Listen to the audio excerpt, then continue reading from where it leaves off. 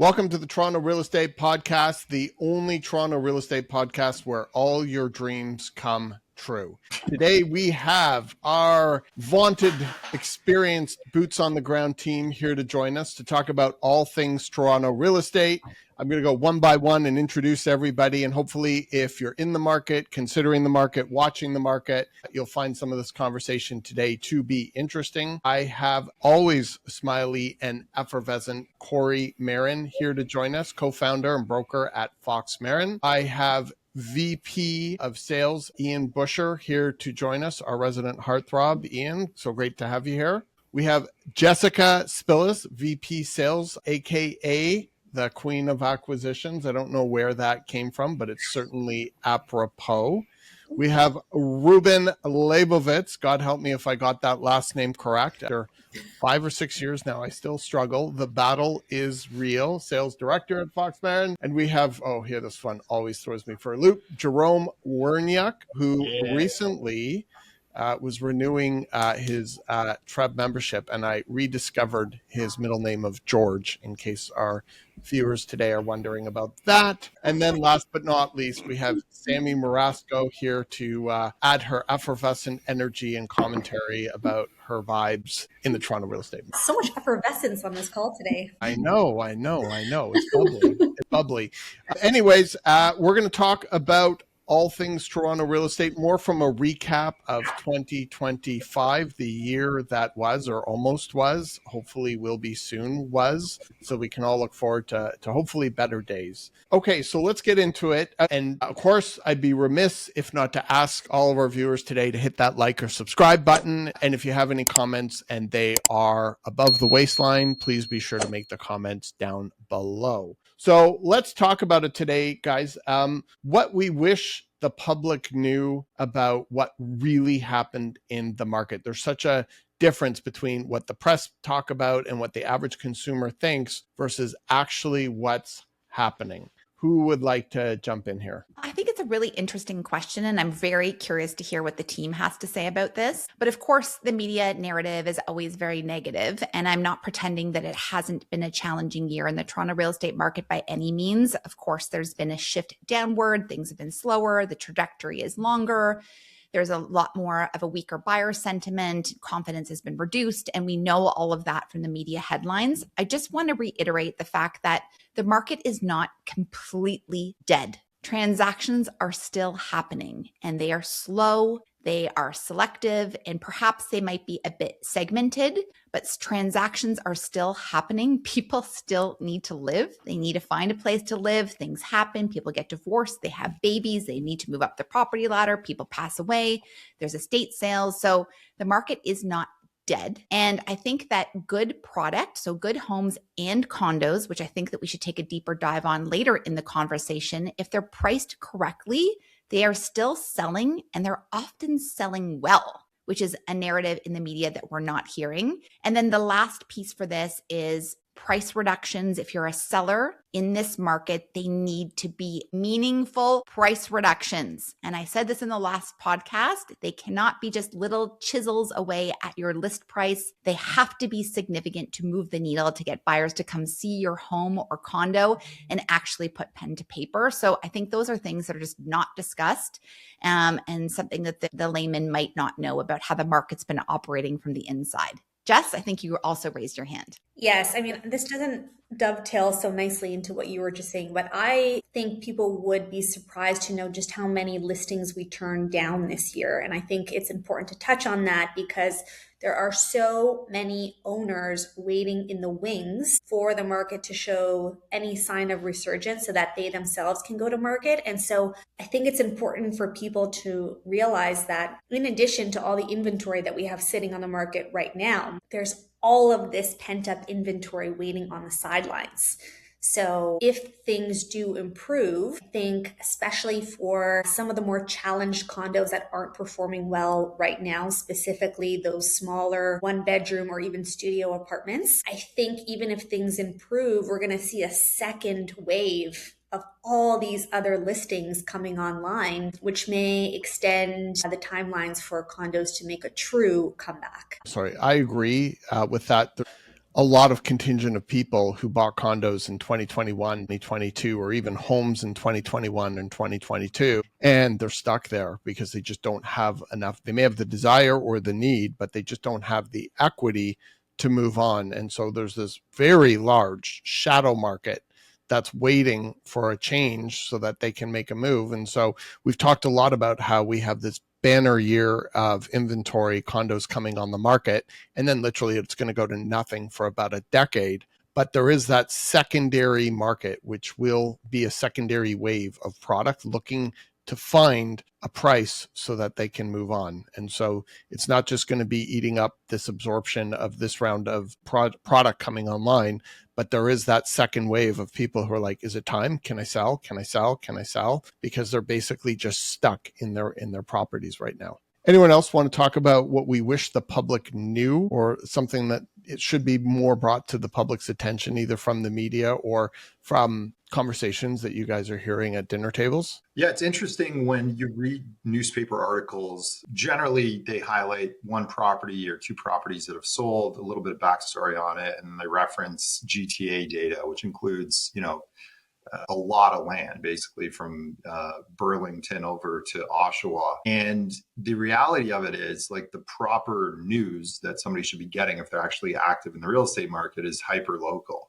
And there's a big difference between a condo that's selling in near the Humber River compared to downtown Toronto. Reuben and I were just doing a pricing analysis on a property in C01, just down on the waterfront. And we're looking at what it's worth today compared to what it was worth back in 2020. And looking at straight line depreciation, taking into consideration all of Toronto proper condos, it would have justified a valuation about $50,000 higher than we ended up coming up with. And that's because one bedrooms in C01 in downtown Toronto have underperformed relative to the rest of the market. And so instead of looking at macro data, I think what gets lost in the news and media cycle is sort of the nuance of those individual markets. And thankfully, it keeps us in business, because when somebody needs to get advice and make good decisions in real estate, they have to go to somebody who's actually tracking things on a micro level and not just make decisions based off of what their uncle read in the Globe and Mail last week. I was just going to say that a couple of things for buyers to note is, speaking of the Globe and Mail, luckily, despite kind of economically being in a squeeze, most sellers are not desperate. So I keep seeing all of these terrible offers coming in for listings, people lowballing left, right, and center. And then when that doesn't work, they just walk away. If you really wanted that property, you should be working with your agent and getting advice on what it's actually really worth. But also, I have buyers that I'm working with asking me, so-and-so got $100,000 off this $1.5 million house. How did they do that? And I said, they put pen to paper and they tried, they asked. So a $1.5 million property, don't come in at $1 million and expect, well, from all the headlines I'm reading, all of these sellers must be desperate. I'm going to get a $1.5 million house for $1 million. But if you're not actually realistically offering on anything, you're not going to find what a seller is willing to come down and meet you at. So you need to get engaged rather than just looking and then being mad when someone else manages to get a discount on something. You need to get out there and actually put pen to paper. Find something you're interested in. Ask yourself if you're really serious about this, because it's time and effort on your part, and start kicking tires, start putting those offers in. And there is the opportunity for realistically a bit of a discount, but also stop tire kicking in a ridiculous way. 100%. I think the thing that buyers need to consider is, how long has the seller owned their property for? And if they've owned it, as Ralph was mentioning earlier, for 10 to 15 years, they're going to be much more motivated to negotiate than somebody who purchased at the height of the market. So you'll get better pricing from the buyer's perspective if you're offering on properties that have been owned for longer, well, where that seller has more equity and they've paid down more mortgage. They'll be more apt to be like, I'm happy to take $1,000 out of this condo and move it towards something else, versus somebody who would be taking, a $75,000 loss to sell that condo at a discount. So I think paying attention to how long the seller has owned the property will help you as the purchaser be able to negotiate a stronger deal on your behalf. For me, one of the things that I see floating around a lot in the media are comparisons from this downturn to what happened in 1989. And it's interesting when you look at the chart. However, I think circumstances are much, much different today than they were back then. And so that's, I think, something really important to keep in mind when you're trying to think this through. Banks today are working with sellers. They're not just shutting the door down on them when they're a month late in payments. I get calls every day from all of the banks basically saying, hey, we're here to work with you. They're extending amortizations. They're working out refinances. They're giving blanket appraisals on pre-construction purchases. So I think the banks are far, far more lenient today than they were back then. And when you look at the default rate, which is, you hear it's rising and all that, it's so low relative to the past in Canada. It's creeping up for sure. But when we're at, I don't know, I can't remember the exact percentage, but it's like something like 0.6% or 0.8% of mortgages. By way of reference, in the US at the subprime crisis happened, they were over 10%. So we're still much more safer that way. The stats on home ownership, I think something like 50% of Canadians just outright own their own homes. So the ability for us to continue on in this environment, I can tell you firsthand that the majority of sellers that we're working with are not selling under duress, and they are choosing in most instances to make a life change, or they're choosing to move around capital, but they're generally not selling because they have to or they're being forced to. And I think that because we have so many outlying forces that have affected this downturn, like the fastest rise in interest rates in history, like the after effects of COVID and monetary printing and debasement, I think the bounce back will be a lot quicker because the same fundamental reasons that drove that downturn are not the same as this downturn. So I think that's something that really doesn't get put across, and it's something that's often not talked about. Anyone else want to add? Rubes, anything you see that you think would wish to be more talked about in the media or amongst consumers? Well, I would add on to what you just said, Ralph, in that most of the sellers that we're working with, they're not selling because they need to sell. They've owned the property for 10, 15, 20 years. However, there is a large segment of the seller population that has only owned their homes, I would say condo specifically, since 2019, 2020, 2021. And they are selling. But as Kori mentioned right off the top, they're not selling because they can't afford it. They're selling because of life changes. They're not selling because their mortgage is up for renewal and their interest rates are higher. They're selling because they got married, they got divorced, they had a kid, they got a new job. And Ian always talks about the 7Ds. I think they're 7Ds. And I think last year we went around and we tried to remember what they all are. But that's why people who are selling, who only purchased 3, 4, 5 years ago, it's because of significant life changes, and they're willing to say, okay, we're going to cut our losses here because it allows us to move on with our lives, rather than we just can't afford this anymore. For sure. And we're also getting calls for people who bought in that time window, and then you tell them realistically what their property is worth. And then they're like, it's okay, I'll stay here anyways, and we'll hunker down. But there are people who are making decisions that are not financial based, they're lifestyle based. And that's actually where the market is moving. I mean, going back to what Kori was saying earlier, as dismal of sales and lowest transactions since 2000 the GTA has ever seen, there were still 6,000 transactions plus in November. That means you had 6,000 buyers and 6,000 sellers. There were 12,000 people in the GTA who still transacted and were able to come to terms and meet on price. So it's very, very anemic. Toronto was about a third of the size as it is today. And I think at that time there were 17,000 realtors versus 72 today. Different metrics, but still the market is still moving, and people who need to move on in their lives are still finding a way. Okay, so I'm going to move on to the next one. Does anybody have a wild showing client deal story of 2025 that they would want to share without naming names? I always do. Okay. And you were a part of it, so you can definitely jump in. I'm in.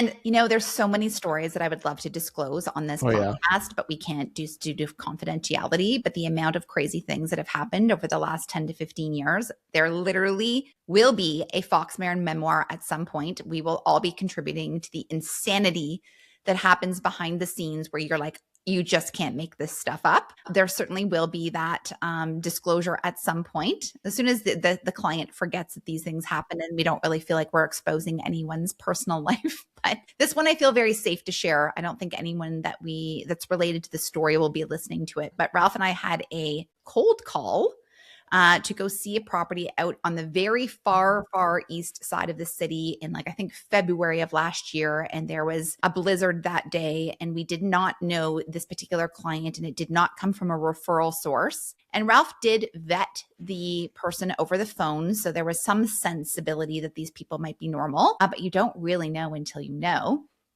And so we drove out there in the blizzard. We actually had to get on the 401, which is kind of a rule. Do we really want to get on a highway to go see a property? But we did. And as we're approaching the property, which was a very unfamiliar area to us, I just already had this feeling that something was off, in that there was a blizzard, but the driveway had not been cleared, nor were there any tracks of cars that had been driving in and out, and there was no footprints along the path. So it was obvious to me that the people who'd been living there had not left the house yet that day. So there was just something weird about that. It just felt like this blanket of snow, which just felt very eerie. And I don't even know why I picked up on that. So as we approached the door, I was like, something feels off. And of course, the instincts are always right. You always want to listen to yourself. And thank God Ralph was with me.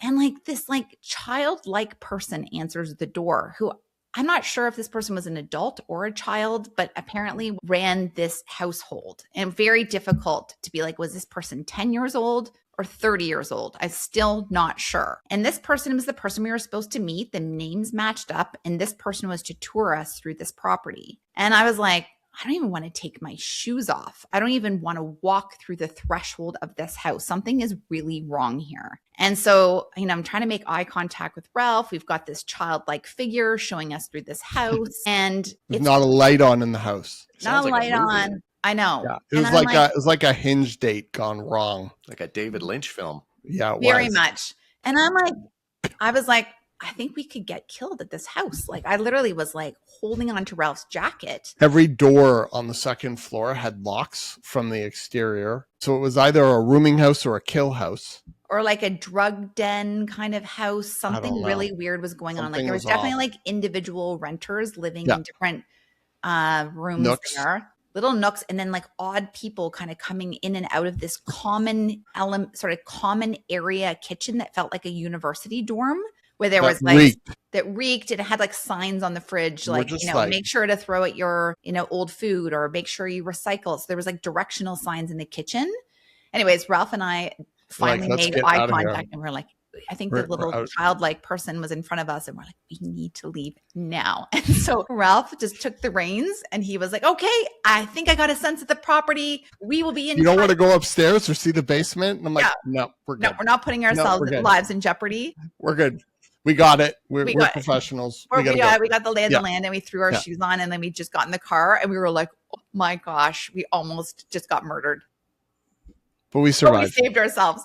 So that was an example of, that doesn't really happen very often, but when it does, it will stand out to me for a very long period of time. And I'm never going to a house like that ever alone. And nobody out there should. So that's my crazy story for you today. Anyone have another one they want to share? I have a weird coincidence kind of story. I'll keep it really quick, but a year ago, I had a listing by Christie Pitts Park and held back offers, got a couple of offers, got it sold. And about a week later, I just get a cold call from somebody who's interested in it. So I explained to this woman on the phone what happened, why the property sold for more than it was listed for, that strategy. And she explains to me that her son lives in a condo, needs to sell the condo, and she'd like him to buy a house like that one. And could I help? And I said, maybe, but it's even back then, it's a bit of a challenge to sell a condo right now. Anyway, we ended up having this very nice half-hour long conversation. I set her up with searches, and I left it at that. On the call, I was like, I'm not sure I'm ever going to hear from this woman again, but she did text me an email and said, yes, send me other similar listings that come up in this neighborhood. I said, okay, great. That was probably November of 2024. Labor Day week, fast forward Labor Day weekend, September this year, I get a random text, and all it says is, my mom tells me I'm supposed to work with you. So I text him back and I say, what's your name? Can you give me some context? And where do I send the thank you gift to your mom? And he explains, apparently you talked to my mom 6-8 months ago. She said you knew so much about the real estate market, et cetera, et cetera. And she recommended that I reach out and talk to you about selling the condo and buying a house. And I said, oh, I know who you are. And I'm really surprised to hear from you. So fast forward again another month, and we're driving around in the car, and he says, a friend of mine bought a house last year in this neighborhood that was amazing. And he mentions the guy's first name that's really unique. And I said, that was my listing. Your mom called me about that listing. Then you called me. Now we're here and you're in the car and you're telling me you know the buyer and you've been in that house and partied there? He said, yeah, I go there and I watch the game with my buddy. And I was like, that was my listing. He's like, oh, that was you who did that? And I was like, yeah. And the reason why we're here together is that property and your mom calling me as a result of that property. And I said, does your mom know that guy? He says, no, never met him. But isn't that bizarre? Bizarre. Yeah, just a strange series of coincidences. So I'm going to go back and watch a game with him after this is all done. I get to go back to my listing a year and a half, 2 years later, and sit in the living room again and see what this guy's done to the place. Nice. Yeah. Yeah. So I have one. I'm going to introduce, our team is very familiar with this Fox Marin icon now, fortunately or unfortunately, but I will introduce our viewers to the patron saint of real estate sales, MVP of 2025. This right here is Saint Joseph. Saint Joseph is the patron saint of real estate sales. I know him well. Me too. And we bury and say a short prayer in a procedural method. When the listing is struggling, we bury it in the front or the backyard or a flower pot on a balcony when needed. We do not take St. Joseph lightly, and we only bring him out when we need him. And so far this year, St. Joseph is 5-1 with the most challenging sales you can ever imagine. We have one currently in a planter, and magically we had a show up for tomorrow. So we'll see how that runs. But if you're in doubt, if you're out there and you're feeling nervous about your listing, we highly recommend St. Joseph, icon of Fox Marin, and the patron saint of real estate sales. Just bury it and let him do his work after you say the short prayer. So just wanted to share that. Completely. And if you Google it, there's all kinds of instructions about suspicions and beliefs about which direction should he be buried. Oh, yes. And which way should it be facing. Yep. And should it be inverted? I feel I need to share my St. Joseph story because it's a good one. Do it. Yes. So I did it for the first and only time this year. Very skeptical. I planted him in the garden of the front area of this house the day that I was going to be hosting, which at this point I think was like my 8th open house. I was running open houses every single weekend just to get this thing sold. And it was a very sellable property under any other circumstance than this current. So there was no reason why it hadn't sold. No reason. So I buried him, kind of forgot about it. Again, feeling a little bit skeptical of it. And then I want to say 2 weeks later, we finally got an offer and we got it sold. And when I met the buyer, because he came in at an open house the day before his offer submission, I realized that he came in for the first time during the open house right after I buried the statue. And he was not represented at that time. He just stumbled into the open house and was like, this is actually a really great fit for me and my fiance. And so Didn't Kori meet him at that? Wasn't Kori with you at that open house? That was the second one when he came back for a second time. Wow. Yeah, it was incredible. No, St. Joseph works. And I think what's really cool about St. Joseph is after it sells, the seller should take their St. Joseph out of its burial space and then move it to their new home for good luck. So I hope all of our sellers have been doing that. And it kind of does crack me up to think that in the spring, all these St. Josephs are going to float up to the Toronto. And people are going to be walking the streets of Toronto and there's going to be these like plastic statues everywhere. He's become very trendy, I think, this year. There's been times we've checked on Amazon and there has been no St. Joseph's available. And I've seen quite a few reels about the St. Joseph this year. So he's definitely become more attuned to the Toronto real estate market in 2025. Buy them in bulk. Can you get them branded? We did. We got them. We did get them in bulk. I think we got 8. Exactly. Yeah. We got an 8-pack. We just make little Fox Marin jerseys to put on the St. Joseph before you Little bury FMs. Adorable. That'd be perfect. Do you always tell your client that you're doing this? Of course. We send them videos. Okay. And one of the things that's hilarious is because we are so busy and traffic is so awful, we generally do it at like 5 a.m. because it's easier to get around the city. So we have these like videos like in the dark with like a flashlight saying very quietly, here we are. We are burying the St. Joseph in front of your house as promised. So we've got some very funny ones. Maybe we'll put some up or share some in the link or do something. Yeah, if you leave it there, do you have to disclose its existence to the buyer? No, I do not think so. I don't think By the way, this house has a good curse. Yeah, it's a positive curse. A positive curse. Yeah.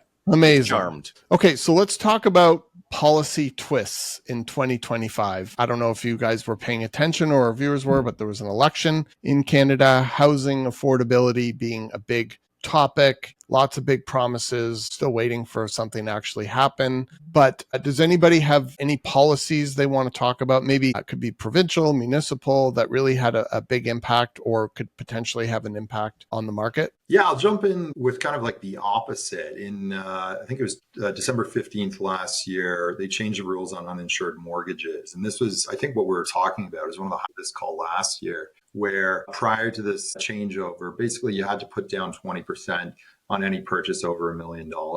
That ceiling got raised to just under $1.5 million. And so a lot of predictions, I think a lot of people in the real estate market were talking about how that would impact particularly kind of starter home freehold options. And if you'd see a lot more demand getting pushed into that, pushing prices up, or if you'd see like a lot of $1.5 million purchase prices on the nose where somebody tried to outbid another competitor by $1 more, knowing that they couldn't go up.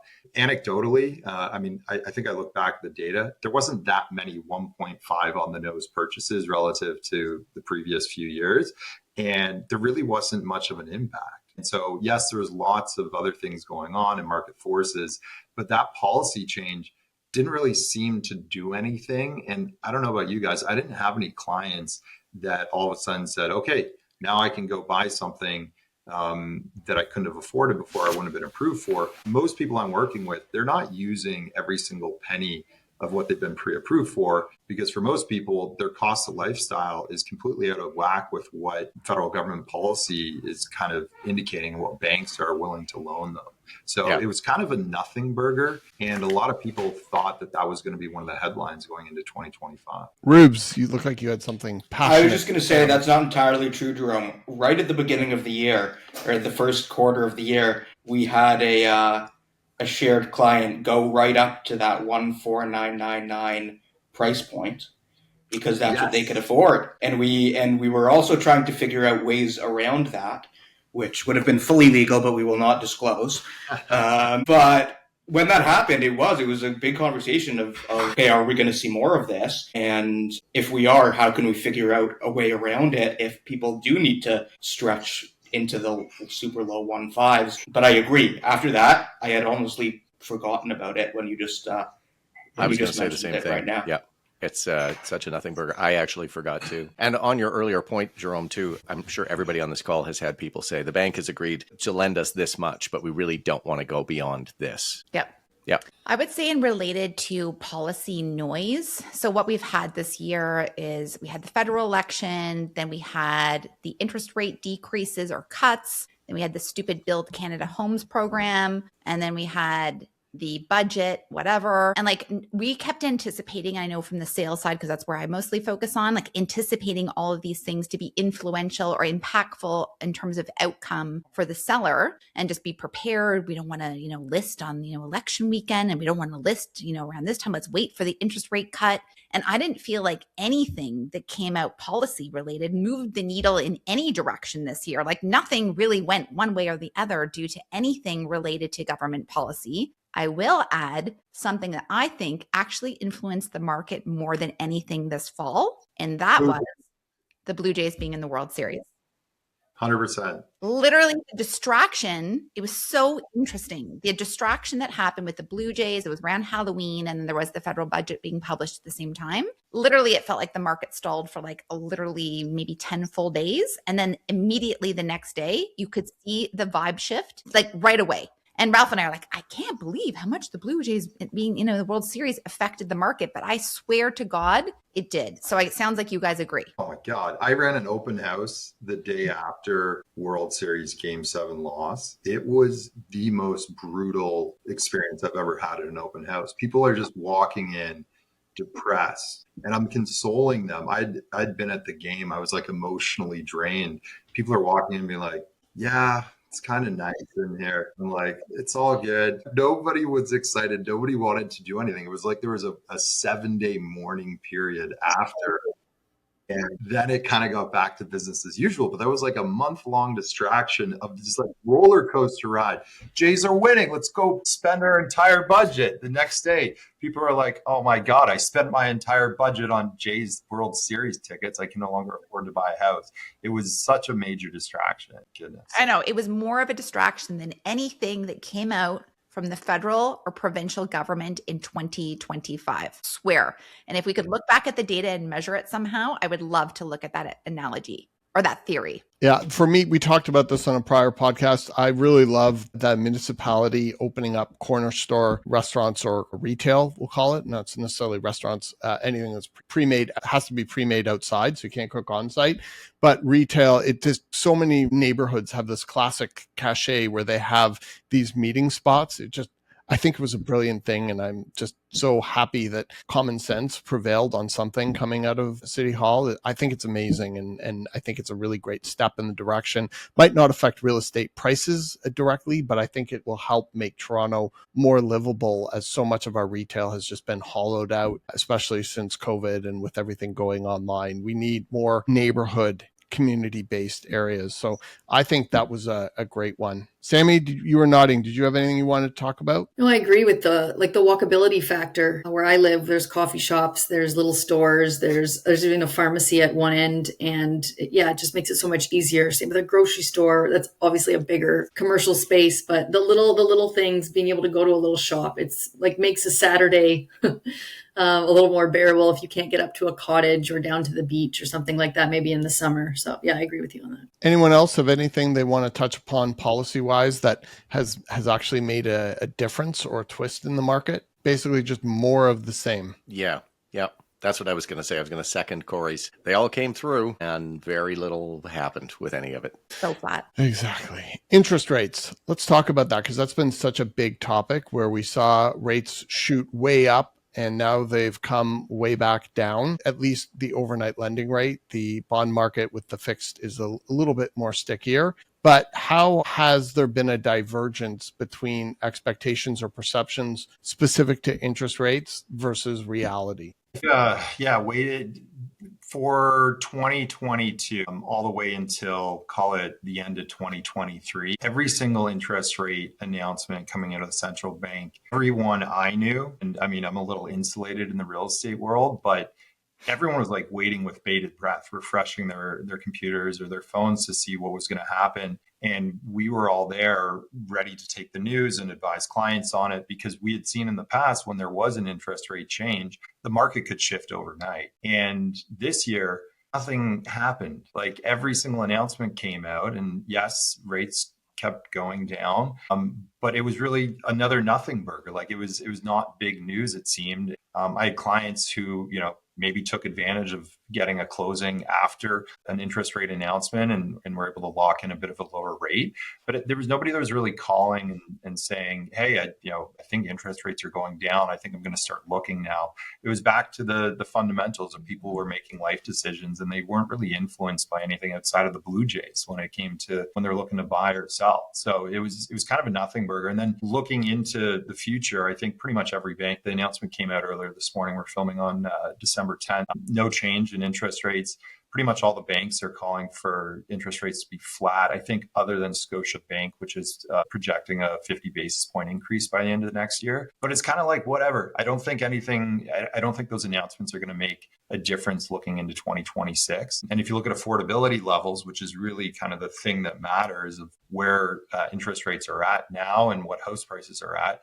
I bought my place back in April 2022. We were a 3.69% 4-year fixed rate. Right now, most people are getting quoted like a 3.75 fixed rate. Prices are down, and you'd think a lot more people would be back at the table and there'd be a lot more excitement. But that's fallen flat. People are just kind of in autopilot, and I don't know what they're waiting for, but there doesn't seem to be any. They're waiting for certainty, and that's the challenge right now. If you take the market from, and I just keep going back to this, if you look at the height of the market, February 2022 to today, prices are down 22% on average. If you look at where interest rates are at, and you take in conjunction with that decrease in price, affordability, meaning the cost to live in the average home in Toronto, is the same as it was at the height of the market. when you look at it, you're like, okay, well, why in 2021, where there are 127,000 transactions, and this year there's going to be less than 60 or somewhere hovering around the low 60s, and yet affordability is the same. And it really comes down to uncertainty, and it comes down to people not having confidence in the economy. And if you look at every single metric from consumer debt to consumer perception, if you look at GDP per capita, if you look at business investment, if you look at productivity, the only thing that's happening right now is just mass government spending in the economy. And I think people are struggling. Like I go to a barbershop just down the street, and it's a big one, and they have, I think, 7 or 8 of them. So they're not like a little mom and pop operation. And I talked to people, and the guy cutting my hair said the shop had its worst year in 10 years. Worst November in 10 years. Girlfriend works at a very high-end place up north, which I won't mention their name, and they had their worst November as well. And this is just discretionary spending, like getting your hair cut. So I think there's a real concern about the perception of the economy, and even will somebody have a job in 6 months from now? And you can post all the numbers you want about job creation, but if they're all part-time jobs and they're all jobs, based on government spending, it's not really sustainable long-term for the economy. And I think that's the real issue is it's less about interest rates at this point, and it's more about certainty and what's happening with the US and tariffs and all this stuff. If some of this uncertainty could get wrapped up, I think people would feel a lot more comfortable about making big life movements or big decisions. Or long hair is back in, Ralph. That's the only. Yeah, that's true. That's true. Oh, good. You're still getting your hair cut, Jerome. And I actually was at the hair salon this morning, I would like to say, and it was so busy in there. I was like, what is going on? It was Christmas, New Year's. Christmas hair, and then holiday hair. And then I would like to just add to this that the interest rate piece, I completely agree, is just not part of the conversation. But one trend I've really noticed from buyer agents and their clients when they're talking about potentially offering on a listing that we were selling is that the buyer agent will say, this is all my client can afford. They're not talking about this is what my client thinks it's worth. They're talking about this is what my clients can afford. That is a very different change in language that I have never heard before until the last 12 months. So buyers are shopping within their budget, whatever that might be, and they're basing what they believe the perceived sense of value is based on what they can afford. And there's other costs involved in life now besides just paying your mortgage. We all know how much expensive it is to go to the grocery store or to pay for any services right now or to pump gas into your car. It's actually astronomical, the outside cost of just a mortgage payment. So I think it's really interesting that the tone is really about affordability than it is about interest rates or what that payment might look like in a year from now or perhaps 5 years from now if they're on a variable. So that is 100% playing into this as well. It's crazy. Like anyone buy steak and look at the prices of beef. It's crazy. And I was reading, this is so interesting. Steak is getting so expensive that people are starting to now move into chicken, and the spot price of chicken is starting to surge because people are buying chicken because beef is too expensive. And so, it's true that going back to, I think it was Kori's point or Jerome's point, we're talking about people are offering on what they can afford because everything else around the purchase of the home or carrying of the mortgage is going up 10, 15%. So that really factors into the equation of somebody purchasing something more so than we've ever seen before, because it was never really an issue, right?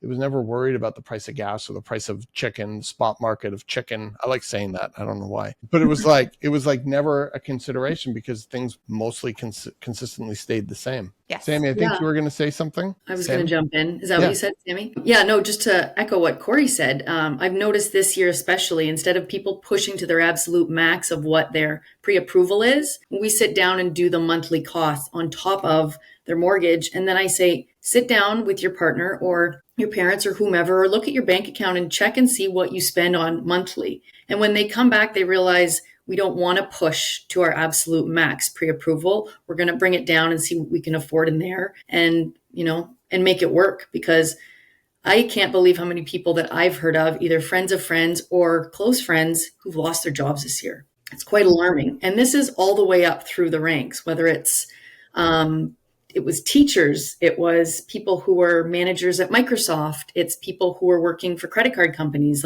and managers, employees, higher ups. Yeah, it's scary times when it comes to that stuff for sure. Agreed. Ian, do you have something to say? No, just Okay.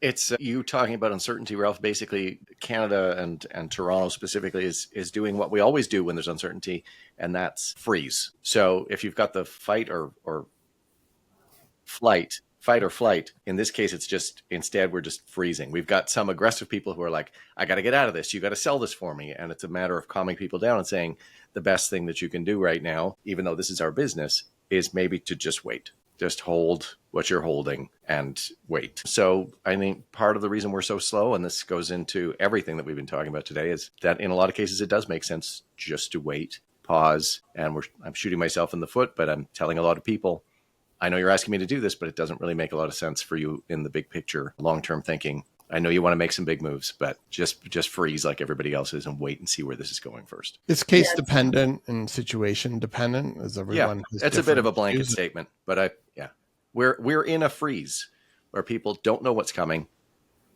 so they're just holding on to what they've got as best as they can. Awesome. Okay, so I want to move into another question as we start thinking about 2026. What are buyers and sellers getting wrong heading into the new year? Like, what are things that you're having conversations with about people who are looking to do something next year, and where do you think they're miscalculating or not having all the information on? Jerome. Yeah. Kori, if you're really excited, go for it. Kori, you're really excited. I just know exactly what my answer to this is. That sellers particularly think that magically the market's going to rebound from now into the spring, and prices are going to be restored back to 2021 prices by May of 2026. So I think that is something that sellers 100% have wrong. We're not rebounding that quickly. And the other one would be that sellers think that their neighbor's aspirational list price is what fair market value is. And that's something else that sellers really have wrong.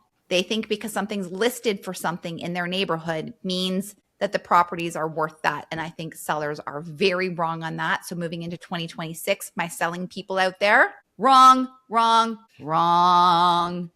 There. That's why I was excited. I wanted to get that awesome off my and super exciting. Yep. Jerome, back to you. Yeah, I like the term deal hunters. There's a lot of buyers out there, particularly like in the back half of this year, when they start their search. A lot of first-time home buyers want to go out there and say, let's go find a good deal, and let's go find somebody that's in a tricky financial situation, and we're just going. And then we'll put the screws right into them. Exactly. Yeah. And you know where you can do that? You can do that in a neighborhood that you don't necessarily want to buy in. And for a house that you don't really want. Exactly. Yeah. With or a property. Yeah. Exactly. And so sure, you can go do that. And then in 5 years, when you go sell the property, you will have the screws put to you on the backside of it. And it all just kind of works out. I always say this to people, is like, there's no quote unquote deals in residential real estate. There's just too much demand. Like even in our slow detached market, which is just over 4 months of inventory, we're still in a balanced market and good detached homes still sell. Semi-detached are just over 2 months of inventory, and it's hovered there for pretty much the entire year. And if you go to the most desirable pockets in the city, those good homes are getting good offers. And there is nothing wrong with overpaying a little bit for a good piece of property, because you own a good piece of property, as opposed to underpaying for a piece of shit property that will be a piece of shit down the road. Yeah, 100%. Value is not what you pay for a property. Value is what you get for what you pay. And I think people get that very, very, very, very, very confused. In this market environment, the good properties are still selling. And one of the things that really strikes me is we're so spoiled here that we're used to 3 weeks of inventory, 9 days on the market average, or whatever nonsense it is. Balanced market, 4 months of inventory. That's how normal real estate markets traditionally operate. So we're operating in an obscene environment relative to Toronto standards, but historic comparisons to other major real estate markets, this is actually very normal. It kind of sucks, but to be in it, to be a seller, to even be a buyer, certainly to be a realtor, but these are normal conditions where things just take longer, and it takes a lot more consideration and work to put a deal go through and have people be able to move on. But like I said before, there were 12,000 people who shook hands in November, and there'll probably be 60,000 sales, 120,000 handshakes by the end of the year. So things are still moving. People are still moving. And it's just a question of, if you're watching this, figuring out where you fit into the equation and what makes the most sense. And if it's to stand pat, that's fine. There's nothing wrong with that for a time, because this won't last forever. And I think we're getting close to the bottom or the end, but I have thought that before. So I will say that with a self-reflective grain of salt. Rubes, I think you were going to say something. You were leaning in, it looked like. I was going to elaborate on or share a story on what Jerome said, because we were on a call a couple of weeks ago with a client, and they had a much larger budget, and then they asked about a particular home that was about $500,000 less than another one that we were looking at, and they didn't like the property. They just were thinking, okay, would I like being able to save $500,000? And Jerome said something to the effect of, do you want to have people over for a dinner party and show off your home to them? Or do you want to say, you'll never get the deal I got on this home? And I think it's just like a perfect example of what Jerome was talking about earlier. And then just in general, I've been digging a lot into specifically building and neighborhoods, property days on market versus listing days on market. And to what a few people have mentioned on this podcast before, properties, if they're specifically condos, I would say, if they're priced well, they will sell. There's such a big difference between, like, I was kind of surprised to see that in a lot of different neighborhoods or buildings, average listing days on market were still only about 3 weeks, which seemed a lot quicker than I thought. But then if you go and you have to individually add up, because it's the only way we get access to those stats in buildings, if you look at property days on market, it's like 4 months, 5 months, 6 months. And it's because sellers are trying to hold out. Maybe they're not saying, okay, I can get 2022 prices, but they're saying, okay, I can get 2023, 2024 prices. And especially in the condo market, that's still just not the case. Yeah, but the point is that they're not being forced to sell. Exactly. They're selling if they can get the right price to unlock their capital. And that's what's so surprising is we saw the average sale price of a condo last month, $700,000.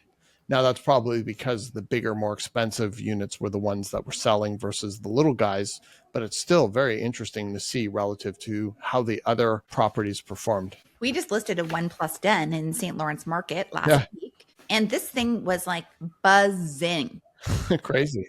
And we listed it for lease and for rent, because I was like, I don't think we'll be able to sell it. I'm really worried. So I'm like, we should probably list it for rent as well, just in case. And then the resale listing just like takes off like crazy. Like, there's like, I mean, we priced it really well. Fine. It was presented fine. It's just very average, but this thing was like hopping, and people were calling, asking for the status certificate, wanted to be kept apprised of any offer registrations, and the thing sells conditionally in like 4 days. Sammy had 2 clients buy condos in the last week. Little guys, like 1 bedrooms. What are buyers thinking, Sam, at that price point? Because that's really ground zero for the condo market. Mm-hmm. And you had 2 clients buy in the last week. Like what are they thinking? Well, they're excited that there's something they can finally afford that's livable, that isn't 380 square feet. It's not facing another building. That's not in a crummy area. So these people are coming to us from either online or friends of friends or what have you. But yeah, they're very excited that finally they can afford something. Things are lining up, and some of them got money from parents, some of them didn't. So what have we seen before in the past?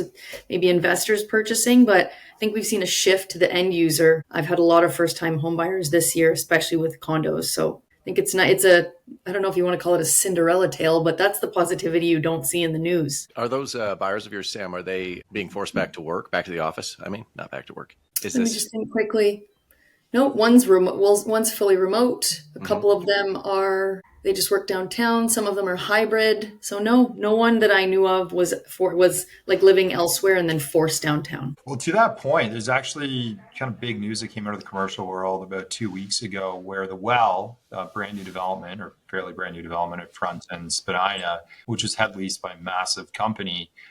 They had leased it right before COVID, immediately said nobody needs to come to the office. It's been sitting vacant.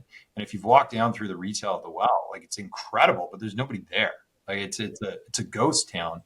And I think it was 350 or 400,000 square feet of that office space just got leased up within the last 2 weeks, which means that there's going to be yeah, there's going to be like an extra 2,000 people, Ooh. 3 to 5 days a week milling around the well. When you have a big shift like that in the office world, there is all these implications that spin off of that. And so the back to work thing, most office leasing transactions have really been in the financial core and sort of AAA buildings for the last 3 years.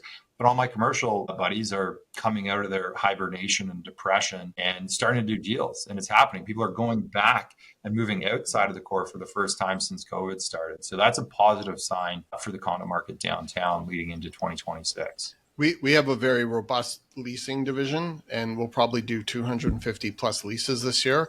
And it's really impacting the rental market with people having to come back to work. So that is one good thing, really good for the city and the downtown core, which just got brutalized after COVID. Okay, well, we're going to round this up. We're going to do a little plot twist. We're going to talk about the one thing I changed my mind about in 2025. And we're going to go in rapid fire succession. I hope everybody's thought of their answer. Ian, I'm going to call you first. No, I don't have an answer for you. All right. Well, that is an answer then. Rubes, you've always got an answer for something. You know, I actually was thinking about this earlier, and I was having a really hard time coming up with it, and I thought of something. And 2020 was kind of the year of, I don't think much changed my mind. I think it really just doubled and tripled down on needing to do the work and do the hard work in order to be successful. And that's not a change, but more of a reinforcement. Interesting. Jessica. I also reflected on this for a while, and my answer actually started permeating in 2024. And the thing that changed my mind was the type of condo that I am recommending to purchase for both end users and investors. I think in past years, I've always been a proponent of the small guys. I think they're a lot more affordable from a maintenance perspective. They're easier, and typically the lower hanging fruit was easier to move, especially when we saw a lot of competition in the condo market. But I think with the onset of our lives post-COVID, and with most people working from home and really rethinking their entire relationship with space and how they live, it's put a lot more pressure on making sure that you have a sizable apartment and a dedicated space where you can fit a desk and work. And so most of my recommendations this year has been as a baseline, if you're going to get a 1-bedroom, make sure that it has a den or at least a dedicated space where you can fit a work nook.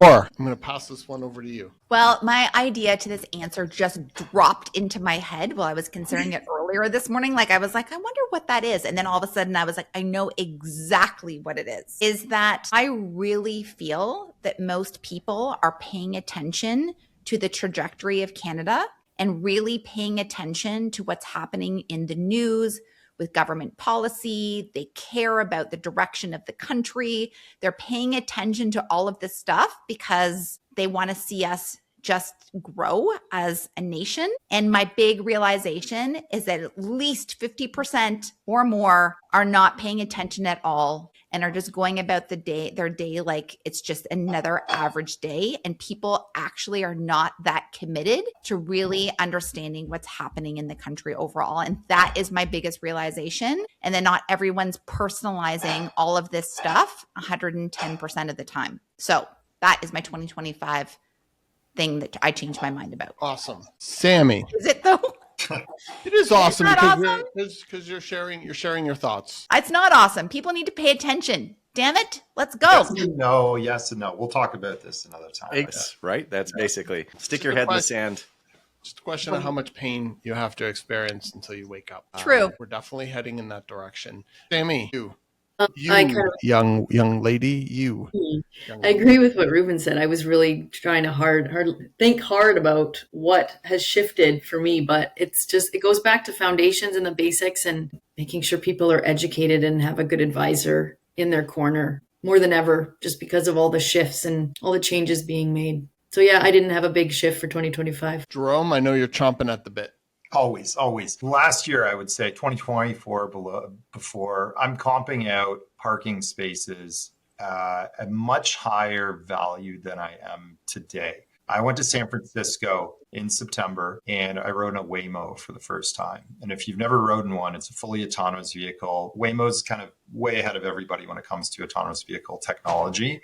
And the ride in that thing, the amount of them in San Francisco, how smooth it was, how luxurious it felt, just made me realize how much closer we are to moving towards driverless vehicles across the board, along with electric vehicles. And when that shift tips over a certain point, and when we actually get that here in Toronto, the value of having 2 parking spaces with a home or even 1 parking space with a condo will dramatically drop, and all that space will have to be repurposed.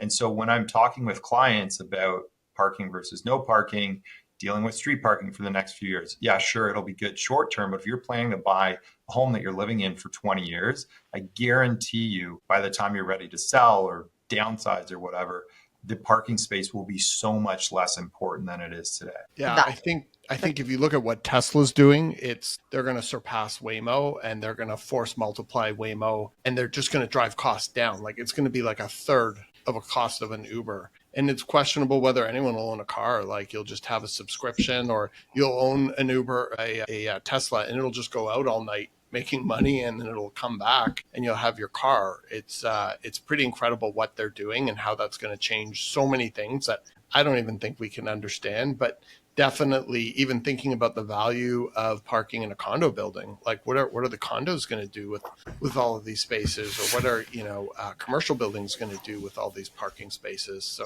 there's probably an opportunity in there to think about what you can repurpose these spots for, especially in larger buildings where you have these parking spots en masse, which will probably at some point become obsolete. When we got our car, I said to Kori, this might be the last car we ever get, It just may not make sense. Which I totally agree with Jerome's point about this 100%. Yeah. But what's interesting about 2025 and moving into 2026 is that sellers that don't have parking spots are going to have a much more challenging time selling than those that don't. Like the houses that we had that did not have dedicated parking were very challenged in 2025. If you had parking, it was much more of a slam dunk. So it's like this catch-22, because I completely agree with Jerome's thesis on this. In 3 or 4 to 5 years' time, it will be so devalued. But in the short term, it's almost like you need to have a parking spot if you want to be able to move your home or condo. So it's like this weird, we're in like a trend. It goes to show we're 100% in a transitional phase with parking. Awesome. Okay. Well, and there you have it. Thank you, everybody, for joining us. We've wrapped up another fun-filled, action-packed roundtable discussion with the team at Fox Marin. Thank you so much. If you've made it to the end of their journey here on this call, thank you so much for staying all the way through. Please be sure to hit that like or subscribe button. If you have any comments, we'd absolutely love to hear from you down below. Thanks, guys, so much for joining in today. Thanks, everyone. Thank you.